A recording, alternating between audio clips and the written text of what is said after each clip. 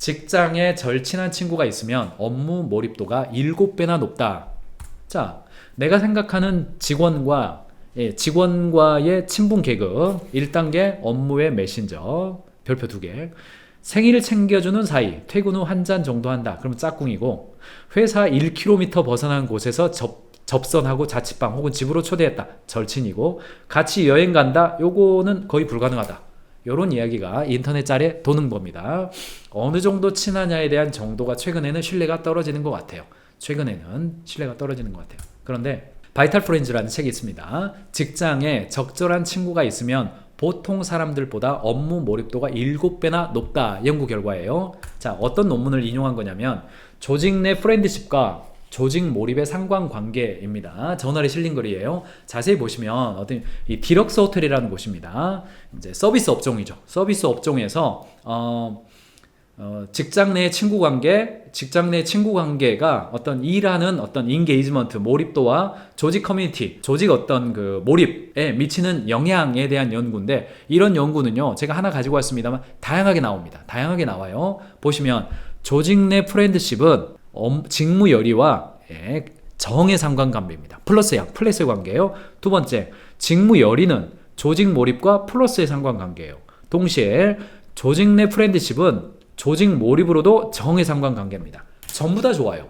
조직 내 프렌드십이 좋으면 직무 열의도 좋고 조직 몰입도 좋고, 직무 열의를 오히려 강화하게 하는 효과도 되고, 다 그래요. 이건 연구가 비슷해요. 그러니까 직장 내에서 친구 관계 너무 많이 하지 말고 적절한 거리가, 이게 안 맞다는 겁니다. 자, 여러분 테스트 해보죠. 친밀감 행동 몇 개 정도가 해당되십니까? 이거는요, 제가 경험치를 가지고 여러분들에게 제가 만들어 봤어요. 여러분들 한번 저를 따라서요, OX 한번 해보시기 바랍니다. 저도 한번 OX를 해볼게요. 레알입니다. 레알. 친밀감 행동 15개 중에서 몇 개 정도가 해당되십니까? 1. 직원의 개인적 상황을 고려해서 업무를 조정해준다. 직원이 몸이 아프다거나 이사를 갔다거나 그런 것 때문에 업무 조정을 해준다. 체크해보세요. Yes or No입니까? 저는 O입니다. 직원과 퇴근 후 저녁을 먹으며 개인적인 이야기를 나누며 시간을 보낸다. 당연히 O입니다. 직원과 퇴근 후에 운동을 함께 오네요. 직원의 결혼식 날 개인적으로 참석해서 축사를 해주거나 주례를 서준다. 네, O입니다. 직원의 자녀 입시 상담을 위해 직접 학원이나 과외 선생님을 소개해준다. 요거는 직원들이 아직 그 케이스가 없기는 한데 해달라고 하면 하겠지만 아직까지는 없습니다. 직원의 가족이 겪는 문제, 부모님의 건강, 이런 거에 대해서 병원 추천이나 상담을 제공한다. 네, 있죠. 주말에 직원들과 함께 등산을 하며 개인적인 이야기를 나누고 고민을 들어준다. 네, 있습니다. 제가 가자고 한 게 아니에요. 요거도 순서가 중요해요. 제가 가자고 한 게 아니라 가자고 하는 걸 제가 따라간 겁니다. 물론 내려와서 파전 사줘야죠. 파전 사줘야 됩니다. 직원의 이사 문제를 알고 개인적으로 도움 주기 위해서 이사침 센터를 예약해준다. 네, 그렇죠. 직원과 함께 낚시를 가서 하루 종일 시간을 보내며 인생 이야기, 낚시 안 좋아합니다. 안 갔어요. 직원들의 집들이에 참여해서 고가의 개인적인 선물 고가가 아니네요. 저는 고가, 요거 빼면 O인데 고가가 아니니까 X. 직원과 함께 여행을 가서 일정을 보낸다. 예, 같이 여행 가죠. 직원의 가족 문제, 자녀 진로 문제를 알고 그에 대한 조언을 하거나 좋은 인맥 소개해주죠. 자녀의 입학식이나 졸업식에 참여해서 가족과 함께 사진 찍고 축하한다. 자녀의 입학이나 졸업은 안 간 것 같습니다. 당사자는 가죠. 직원의 부모님의 생신을 알고 축하하거나 선물을 준비해준다. 요건 할 때보다는 안 할 때가 더 많았던 것 같습니다. X 하겠습니다. 직원의 개인적인 재정 문제를 알고 비공식적인 금전 지원을 해준 적이 있죠. 여러분 몇 개 되세요? 요런 게 어떻게 보면 사실 많은 경우 X가 돼 있을 가능성이 있습니다. 제가 요런 15가지를 적어서 여러분들에게 제 스스로를 체크해서 보여드린 이유는 뭐냐면, 요 항목이 중요해서가 아니라 요 정도의 어떤 선이 있죠. 선이라고 하는 것이 의외로 많은 사람들이 그 선을 너무 좁게 잡는 경우가 있습니다. 실리콘밸리라든가 탁월한 인재들이 모여있는 곳들, 그리고 인재들이 오랫동안 일하는 곳들, 혹은 대기업들을 보시면 전부 다 시스템과 규율을 가지고 운영하는 것 같지만 실제로는 이런 컴패션 행동, 직원 친밀감 행동이 비공식적으로 많이 있다는 겁니다. 이것을 뭐라고 그러냐면 사적 친밀감과 업무적 친밀감, 이 두 가지로 통상 이야기를 해요. 그래서 회사에서 필요한 친밀감은 사적 친밀감이 아니라 업무적 친밀감이죠. 이게 뭐 로맨틱한 뭐 그런 게 아니에요. 프렌드십이죠. 그래서 정서적으로는 업무적 친밀감이지만 이 업무적 친밀감을 바탕으로 해서 사적 친밀감, 그러니까 친구관계, 컴패션이라고 통상 부릅니다. 컴패션이 있는 거예요. 서로가 서로를 존중하고 이 러브라는 단어와 인디어먼트라는 단어가 있는데 이 러브 쪽보다는 인디어먼트 쪽에 가깝죠. 이게 김성수 서울대 경영대 교수가 이 주제에 대해서 연구를 좀 했더라고요. 2011년 좀 오래됐습니다만 프레임워크가 좋아가지고요. 제가 가져왔습니다. 보십시오. 위쪽에는요. 왼쪽에 공동체 중심이 있어요. 오른쪽에 혁신 중심이 있습니다. 아래쪽은 왼쪽에 위계 중심이 있고 오른쪽에 시장 중심이 있어요. 그러면 우리나라 조직은 보면 공동체 중심도 약하고 혁신 중심도 약해요. 반대로 위계 중심, 프로세스 중심도 강하고 시장 중심도 강해요. 이 검정색이 전통적인 대한민국 사회를 보여주고 있는 조직이다. 김성수 교수는 이것을 공동체성과 혁신성을 강화하고 오히려 위계와 경쟁을 좀 줄여야 된다. 이렇게 주장을 했어요. 자, 어떤 게 제가 지금 인용하고 싶은 거냐면 보세요. 자, 미국 기업 중에서 사우스웨스트 항공이 있습니다. 이곳은 대표적으로 이 너츠 경영이라고 그래서 펀 경영이죠. 허브 켈러 창업자이자 회장은 직원들 상호 간의 친밀감을 높이고 상호 간의 회사 내에서도 즐겁게 일할 수 있도록 하는 것에 대해서 굉장히 좋은 오리진을 만들어줬죠. 뭐 최근에 우주 여행으로 유명한 리차드 브랜슨의 버진 그룹이 있습니다. 버진 그룹 같은 경우도 대표적으로 직원 상호 간의 친밀감을 높이고 즐겁게 일하게 하는 방식으로 역대급의 수익을 지속적으로 얻어내고 있죠. 사우스웨스트 항공사의 경우는 창업한 이래로 단 한 번도 적자를 낸 적이 없는, 심지어 9.11 사태 때도 적자를 낸 적이 없는 그런 곳이죠. 리먼 브러더스 사태도 마찬가지입니다. 코로나 상황은 어떻게 됐는지 제가 자료는 안 봤습니다만 어쨌든 그곳은 일체감을 중시하는 가족형입니다. 안정적인 고용을 유지하면서 40년 연속 흑자 행진을 해요. 어떤 이야기입니까? 시장 중심의 혁신을 놓고 경쟁을 해가지고 직원 상호 간의 내적 갈등을 만들고 경쟁을 시켜가지고 성장하는 곳이 아니란 이야기예요. 어디요? 미국 기업 중에서도 공동체 중심, 사람 관계 중심의 기업으로 성장하는 곳이 있다는 겁니다. 제가 좀 이따 더 보여드리겠습니다. 반대로 애플이 있어요. 삼성전자도 마찬가지죠. 성과를 독촉하는 시장형이죠. 환경 변화에 빠르게 대응하되 업무 강도가 높죠. 대신 보상도 확실하게 해주죠. 어디예요? 이쪽입니다. 시장 중심, 혁신 중심이에요.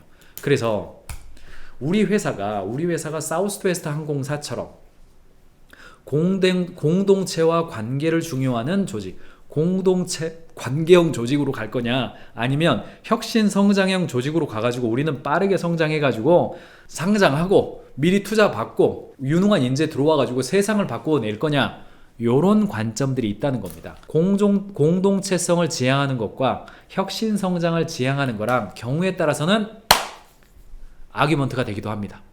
공존하는 것이 방향성입니다만 제가 실제로 해보니까요, 이 갈등됩니다. 성과를 내지 못하는 그 마케팅 팀장이 있어요. 그 마케팅 팀장을 계속해서 컴패션 관점에서 같이 갈 거냐, 아니면 갈아치워서 성과 내는 사람으로 연봉 1,000만 원, 2,000만 원 더 주고 데려올 거냐, 이런 주제들이 있어요. 그런데 이거는 여러분들이 선택할 일인데 제가 한 군데 회사 사례만 말씀드리겠습니다. 여러분도 잘 아시는 회사입니다. 이 회사 많이 들어보셨죠? 파타고니아죠.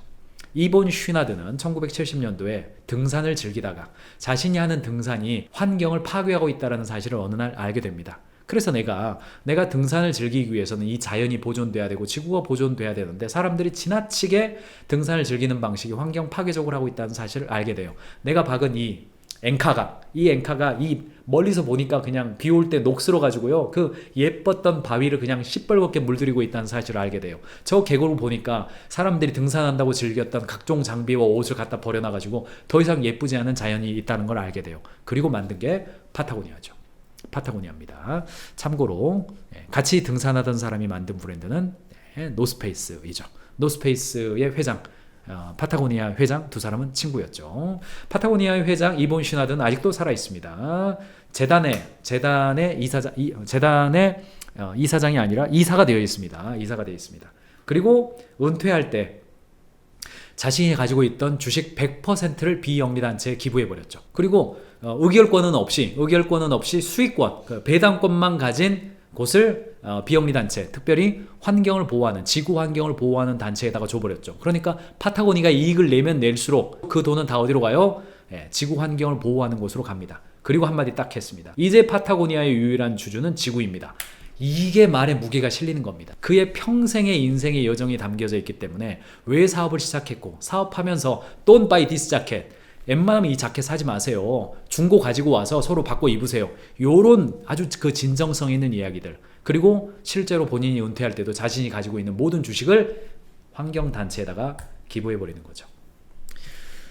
공개 기업이 되는 대신 목적 기업이 된다고 말씀드릴 수 있습니다. 자연에서 얻은 자원을 투자를 위한 이익으로 바꾸는 대신에 우리는 파타고니아를 통해 만드는 재무적 이익을 모든 자원의 원천인 지구 환경을 보호하는 데 사용하려고 합니다. 방법을 말씀드리겠습니다. 회사의 의결권주 전부는 파타고니아의 가치 보호하기 위한 그렇게 해서 만든 비영리 법인 트러스트가 소유합니다. 무의결권주 전부는 자연을 보호하고 환경을 해결하기 위해서 싸우는 비영리 단체들에 의해서 쓰입니다.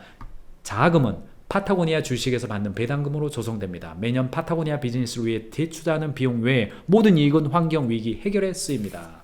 그러면 파타고니아는 누가 소유하게 되는 걸까요? 소유주는 트러스트죠.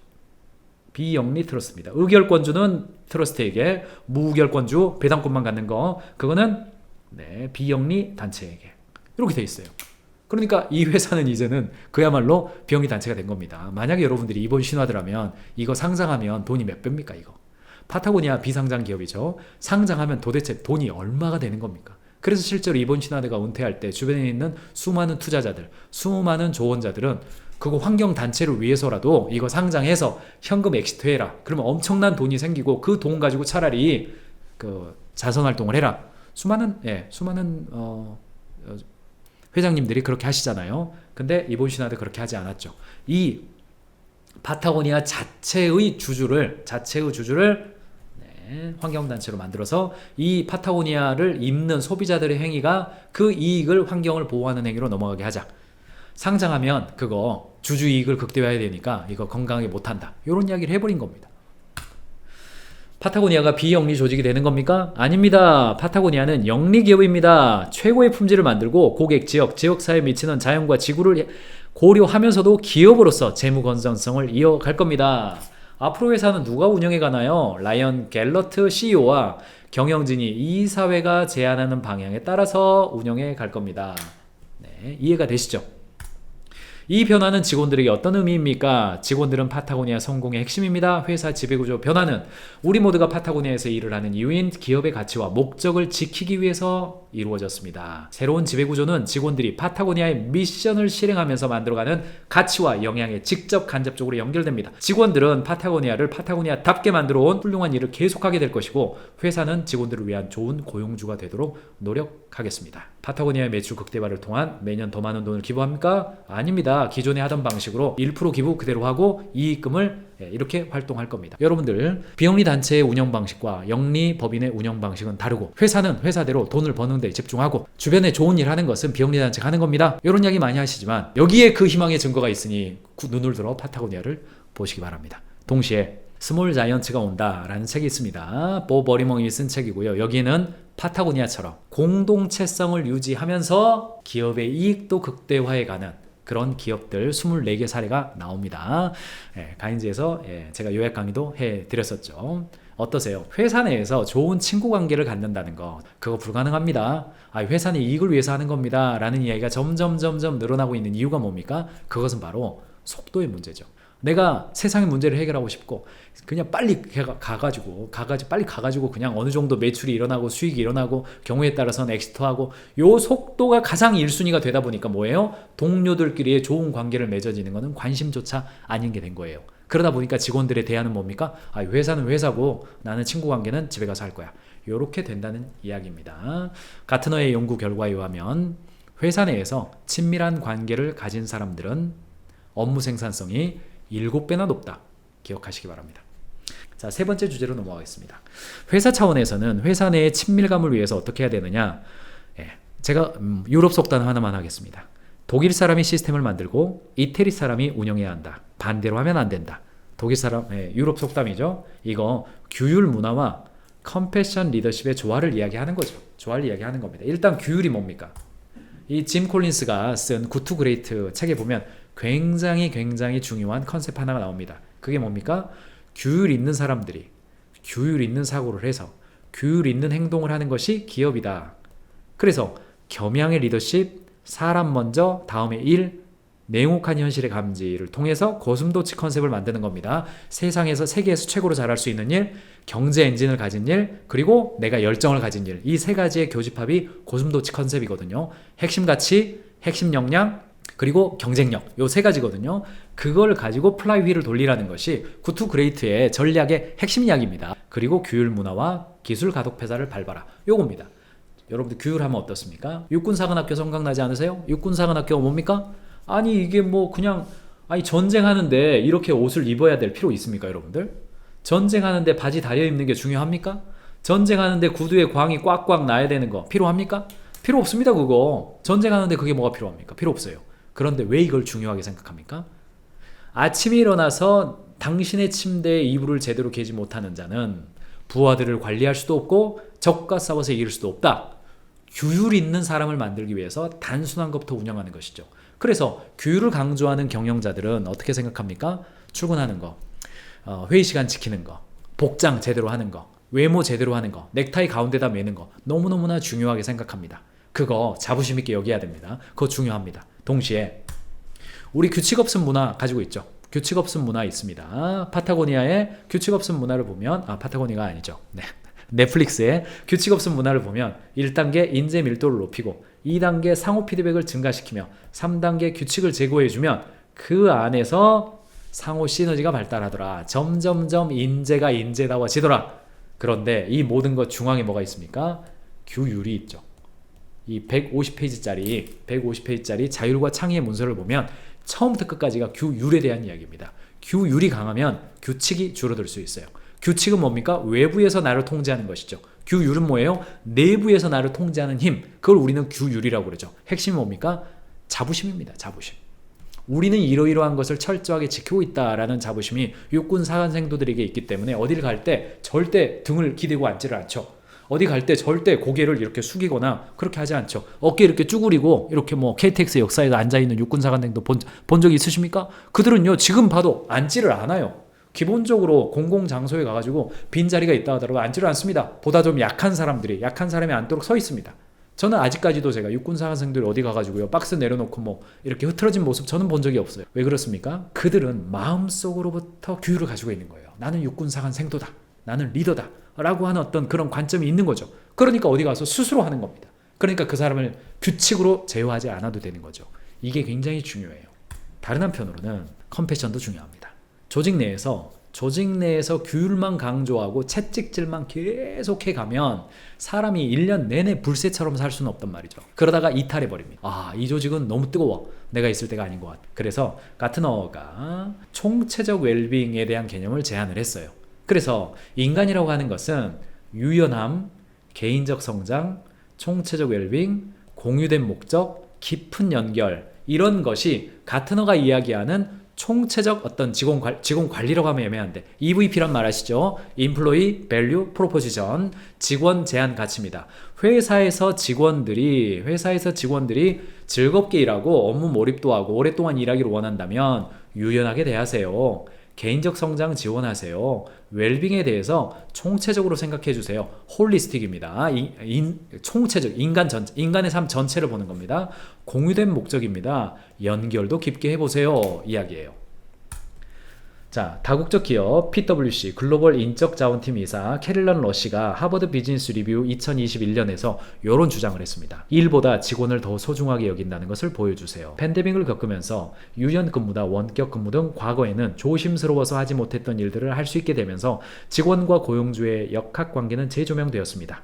의료보험, 유급휴가 같은 정통적인 복리후생은 인재를 유지하는 데 기본입니다. 그런데 고용주들은 직원들과 인간관계를 구축해야 합니다. 한번 회사를 벗어나 업무를 진행한 직원들은 여전히 조직과의 단절감을 느낄 수 있기 때문입니다. 어떤 이야기입니까? 코로나 상황을 진행하면서 우리가 유연근무와 원격근무, 재택근무 진행하다 보니까 업무에 대해서만 하다 보니까 인간관계가 없어요. 그러니까 조사를 해보니까 점점 뭐예요? 업무 몰입도 떨어지고 행복도도 떨어지는 거예요. 유연근무, 원격근무, 재택근무 하는 사람들이 편해지고 좋으니까 일 더 잘할 것 같았지만 실제로 조사해보니까 일이 더 잘 안 된다는 거예요. 왜냐? 분석해 봤더니 하버드 비즈니스 리뷰나 사람이 성과를 내는 데에는 사람이 필요하더라. 상호 간의 커뮤니케이션과 인간적 매력이 서로 유지되는 것이 굉장히 중요하더라. 직장 내에 업무적 친밀감이 중요하더라. 이런 결론을 내린 겁니다. 그래서 우리나라도 어떤 게 많아요? 사적 영역이라고 여겨졌던 것들을 복지로 하는 게 늘어나는 겁니다. 네, 반려동물 복직해요. 뭐 경조금 지급하는 거, 축의금 지급하는 거, 뭐 비혼 축의금 막 이런 게 많아요. 게다가 판교에 있는 게임 회사 이야기인데 그 게임 회사는 라이프 지원 복지라고 그래가지고 집안 청소, 쓰레기 배출, 반찬 포장, 전기 배송, 반려동물 케어, 생일, 장례 이런 걸 대신해 준대요. 회사에서 해준대요. 대학생들한테도 물어봤습니다. 사례뉴스 기사인 거고요. 대학생들이 뽑은 일하고 싶은 기업 1위 보니까 만족스러운 급여와 보상이죠. 네, 요거 1등입니다. 부동의 1등입니다. 돈 많이 줘야 됩니다. 근데 2등을 보니까 우수한 복리후생이 2등이더라고요. 그 다음이 성장 가능성과 비전, 관심 업종 이렇게 있습니다. 3위가 선도 기업의 이미지예요. 무슨 이야기예요?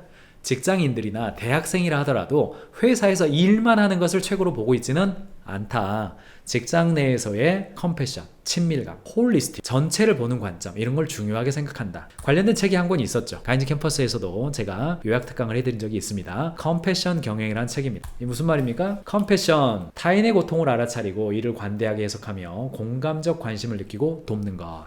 업무 외적인 요소, 질병, 부상, 상실, 이혼, 재정적 압박, 중독, 개인적 원인 이런 요소들에 대해서 빨리 알아차리는 거예요. 회사가. 동료들이. 업무 내의 요소도 있죠. 인원 감축, 업무 절차의 변화, 업무 과부하로 인한 스트레스, 무례한 상호작용, 실적에 대한 압박, 평가 잘하된 느낌 이런 것을 빨리 알아차리는 겁니다. 뭐 여담 같습니다만 지금 가인지 경영 MBA 오프라인 7주 동안 진행하는 가인지 경영 MBA 27기가 진행 중입니다. 어제는 회사 내에서 채용 문제를 어떻게 해결할 것인지에 대한 이야기예요. 끝날 때쯤 제가 피자를 샀습니다. 같이 피자 먹으면서 이런저런 이야기를 하는데 거기에 참여하신 직원 수 한 60명 정도 되는 회사의 대표님이 아이고 요즘 좀 직원들이 너무 얼굴이 어두워가지고요. 어디 뭐 익명 사이트에 막 글이 올라와가지고 막 울그락불그락 했어요. 근데 물어보니까 자리를 바꾸셨더라고요. 자리를 바꿨어요. 직원들을 기능 중심으로 했다가 서비스 중심으로 가인지 경영 교육을 받다가 온라인을 보시다가 딱 인사이트가 오신 거죠. 그래서 이제 바꿨어요. 근데 이제 바꾼 날 저녁에 익명 사이트에 회사가 문제가 있다 뭐 이런 식으로 올라온 거예요. 그래서 막 이게 화가 많이 났다 이런 말씀인데 제가 여쭤봤죠. 아니 그 자리 바꿀 때 언제 좀 소통을 했습니까? 물어봤더니 그 전날 인사이트를 얻으시고 다음날 바꾸라고 지시하셨더라고요. 그러니까 직원들 자리 바꾸는 것을 이렇게 너무 가볍게 생각하신 거 아닙니까? 제가 그렇게 반문했더니 그런 거예요? 그래서 제가 몇 가지 말씀을 드렸습니다. 여러분 어떠세요? 회사에서 근무하는 내 자리가 바뀌는 거 이거 스트레스 지수가 어느 정도 됩니까? 이거 굉장히 높습니다. 내 옆자리에 누가 앉아있느냐? 내 옆자리에 누가 앉아있느냐? 내 앞에 누가 앉아있느냐? 내 앞에 벽이 있느냐? 창문이 있느냐? 앞에 뻥 뚫린 공간이 있느냐? 굉장히 이거 스트레스 지수가 변화되는 거예요. 근데 그거를 하루 만에 여기는 이쪽으로 가고 여기는 저쪽으로 가고 해. 요게 이제 알아차리는 겁니다. 타인의 고통을 알아차리는 거. 타인의 스트레스를 알아차리고 그것을 빨리 조치해 주는 거. 이런 게 중요하다. 보시기 바랍니다. 그런 거 사소한 거 하나도 직원들에게는 큰 어떤 스트레스가 될 수 있다 보시기 바랍니다. 자, 여기에 컴패션 역량을 위한 셀프 체크리스트 실어 놨습니다. 참고해 보시기 바랍니다. 이 책의 이야기예요. 상호 네트워크, 조직 문화, 업무 역할, 루틴, 리더십. 자, 10가지밖에 안 되니까요. 여러분들 한번 OX 해보시기 바랍니다. 1번. 우리는 우리 조직이나 팀 내에서 서로 친밀한 소규모 집단이 많다. 예스입니까? 아닙니까? 우리 조직이나 팀은 누군가가 힘들어할 때 외면하지 않고 이야기를 들어주는 사람이 많다. 여러분 어떠세요? 이게 상호 네트워크입니다. 회사 내에서 소그룹이 있는 거예요. 조직 문화. 조직의 이익이나 효율성 외에도 사람의 중요성을 강조한다. 구성원이나 고객의 인간성에 대해서 매우 중요하게 강조한다. 업무 역할. 구성원은 다른 사람에게 관심을 갖거나 돌보는 것에 책임감을 느낀다. 구성원이 자기 역할을 만들어내는 방식이 자율적이거나 창의적이다. 사람을 배려하는 방식으로 의사결정이 내려진다. 고용, 신입훈련, 훈련, 개발, 실적에 대한 보상에 관해 사람에 대한 배려는 중요하다. 리더는 팀원에게 관심을 주고 주요 업무로 생각하고 행동으로 보여준다. 컴패션의 사례를 자주 듣거나 말할 기회가 있다. 어떠세요? 10개 중에 몇 개 정도가 해당되세요? 자, 잠깐 칠판으로 가서 제 이야기 좀 해드리겠습니다. 사랑하는 경영자 여러분, 저는 중국에서 경영자들을 도울 일이 좀 많이 있었습니다. 코로나 상황 전에도 그 중국에 가서 많은 사람들을 만났죠. 그 전에는요, 중국의 인건비가 쌌었기 때문에 고용하는 인원이 적으면 뭐 몇십 명, 많으면 몇백 명 정도 됐어요. 중국에 갔을 때 상해 남부에 이우라는 지역이 있습니다. 경제자유구역이죠. 의류를 생산하는 한 사장님을 만났어요. 거기를 보니까 다른 경영자분들은 굉장히 힘들어하는데 거기는 직원들이 막 성장하고 거기에서 뭐 총经理, 뭐 찡크장 뭐 이렇게 이야기하면서 뭐 한국 사람과 중국 사람들이 막 어울려가지고 서로 친하게 지내요. 좋은 이야기가 많이 들리네요. 쇼핑하다가 이렇게 걸어가면서 물어봤어요. 그랬더니 그분이 저한테 이렇게 이야기하더라고요. 저희는요, 중국 직원들이 입사하면요, 3가지에는 무조건 소속하게 만들어요. 그렇게 이야기를 하더라고요. 첫 번째, 부서 배치를 한대요. 일을 해야 되니까 부서를 배치를 하는 거죠. 부서를 배치해요. 그래서 업무상에 이야기해주고 일을 하고 성과 내게 만들어준대요. 그런데 꼭 독서 모임을 한대요. 독서 모임을 해서 자기가 관심 있는 책 그룹이 있대요. 뭐 시를 읽거나 소설을 읽거나 아니면은 뭐 어떤 그 공산당이기 때문에 공산당의 어떤 강령집에 관련 그런 게 있어요. 그런 거 하는 사람도 있고 어떤 사람은 자기계발서, 경영경제서, 마케팅서 다양하게 있는데요. 그런 모임에 꼭 속하도록 한대요. 그리고 그 모임은 1년 동안 운영을 시켜준대요. 그리고 모임을 하면 커피도 마시게 해준대요. 좋네요. 그 학습 모임 좋네요. 한국에서도 북클럽 활발히 하죠. 뭐 이런 게 했어요. 그런데 하나 더 있대요. 그게 뭐냐면 친목 모임이래요. 친목 모임은 1년 단위로 운영을 하지만 3개월 단위로 바꿀 수 있게 해준대요. 그리고 회사 내에서 친목을 좋아하는 사람들을 이렇게 책임자로 세워가지고 이렇게 붙여준대요. 어떤 모임은 카페 가는 모임도 있고 어떤 모임은 뭐 뜨개질하는 모임도 있고 뭐 축구하는 모임도 있고 다양하게 한대요. 그래서 그러면 뭐 대표님은 어디에 속해 있어요? 그랬더니 저도 하나 오픈했는데 직원들이 하나도 신청 안 해가지고요. 이번에는 폐기됐어요. 그런 농담을 하시더라고요. 그래서 뭐 오픈하셨는데요? 그랬더니 여행 가기 뭐 이런 거 했더라고요. 그래서 사장님이랑 직원들이 여행 가기가 편하겠어요? 아니 여행 가면 제가 맛있는 거 사주고 뭐 이렇게 좋은 데도 데려가고 그러는데 안 오더라고요. 아이고 여행의 본질이 뭡니까? 마음 편한 건데 마음 편하겠습니까? 뭐 이런 이야기를 하면서 농담 이야기했죠. 자 보세요. 어때요? 성과 조직에 소속도 되고 직원들이 입사하면 성과 조직에 소속도 되고 학습 조직에 소속도 되고 또는 나눔 모임에 소속도 되는 거죠. 어때요? 이 3가지 어때요?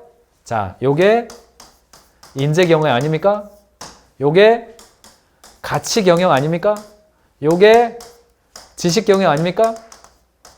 제가 삼겹줄 가인지 이야기할 때 삼겹줄로 상호 연결이 되어 있으면 끊어지지 않죠. 이 새끼를 꼴 때 이렇게 3개가 들어갑니다. 그래서 이렇게 돌리면 짱짱하게 되죠. 여자분들 머리를 꼴 때 2개로 꼴 때보다도 3개로 꼴 때 짱짱하게 되죠. 레게머리 그렇게 하잖아요. 삼겹줄은 끊어지지가 않습니다. 그래서 기본적으로 회사에 들어오면 좋아하는 것, 같이 좋아하는 취향이 같은 사람들끼리 모일 수 있는 어떤 그룹. 2번째, 서로 배우고 성장할 수 있는 어떤 취지가 되는 어떤 그룹. 마지막으로 성과를 낼 수 있는, 이게 핵심이죠. 중앙에 있어야죠. 성과를 낼 수 있는 어떤 그룹. 이런 방향으로 모임을 만들어주는 거죠. 물론 가인지 컨설팅 그룹에도 첫 번째는 센터에 배치가 됩니다. 2번째는 저희 학습 모임이 있습니다. 플렉스라는 이름으로 있어요. 마지막으로는 저희는 이걸 목장이라고 불러요. 목장이 있습니다. 1년 동안 소속돼 있고요. 저도 목원입니다. 목원. 제가 목자가 아니에요. 그리고 거기 모임 가면 저 개인적인 이야기도 하고 고민도 이야기하고 그렇게 해요. 회사 내에서 상호 간에 친밀해질 수 있는 업무적으로나 혹은 개인적으로나 관심이 같은 영역으로나 그렇게 친밀해질 수 있도록 가는 겁니다. 하나만 더 그려드리죠. 우리 종종 그런 이야기 하지 않습니까? 레디칼 캔도로, 급진적 솔직함, 레디칼 캔도어 이야기할 때 실리콘밸리의 커뮤니케이션 방식은 그 사람을 비난하는 방식이 아니라 직접적이지만 케어가 있는 방식으로 개인적 피드백을 해줍니다. 이게 살아나야 개별적 성과 관리가 됩니다. 실리콘밸리의 팀장들에 나오는 핵심적인 이야기 아닙니까? 그 책에. 자, 가로축에는 뭐예요? 가로축에는 뭡니까? 피드백이죠. 상호 간에 직접적인 피드백을 해주어서 일을 잘할 수 있도록 도와주는 이야기예요. 세로축은 뭐예요? 인간적 관계입니다. 인간적인 관계예요. 개인적 케어가 들어가는 거예요. 둘 다 안 된 경우는 뭐예요? 무관심입니다. 무관심이에요. 둘 다 안 되는 거 무관심입니다. 요쪽이 있죠, 요쪽. 개인적 피드백을 하고 막 이건 이렇게 저건 저렇게 하는데 인간적 관계는 없어요. 이게 뭐예요? 무책임한 폭력입니다. 무책임한 폭력이에요. 이쪽이 있죠. 인간적 관계는 좋은데 피드백은 안 해. 잘한다 못한다. 뭐 이건 더 해달라. 이게 성과다. 이런 거는 안 해. 이걸 뭐라고 그래요? 파괴적 공감이라고 불렀습니다. 파괴적 공감. 착한 리더 컴플렉스죠. 이렇게 해서도 안 된다. 이쪽으로 가야 된다. 이쪽으로 가야 된다. 이게 레디칼 캔도어입니다. 급진적 솔직함으로 개인적 관계도 케어해 주면서 직접적인 대립적 피드백까지 해주는 거예요. 이거는 너 행동 바꿔야 된다. 이거 안 바꾸면 너 커리어에 문제가 있다. 이 이야기까지 해주는 겁니다. 왜요? 사랑의 관계도 필요하고 성장도 필요하기 때문입니다. 이게 지금 한국 이야기 아닙니다. 어디 중국 이야기, 공자님 이야기가 아니에요. 실리콘밸리에서 커뮤니케이션, 그 유파이어 하고 있는 그 친구들도 똑같이 하는 이야기예요. 그러니까 사랑하는 경영자 여러분, 회사 내에서는 개인적 관계는 하지 말고 일만 하는 거야. 요거는 대표적인 오해라는 이야기를 제가 해드리고 싶은 겁니다. 요게 같이 가는 거죠. 인간이 이게 같이 움직인다는 이야기입니다. 컴패션 경영의 조언을 컴패션 역량 셀프 체크리스트로 하나 더 올려드렸으니까 참고하시기 바랍니다.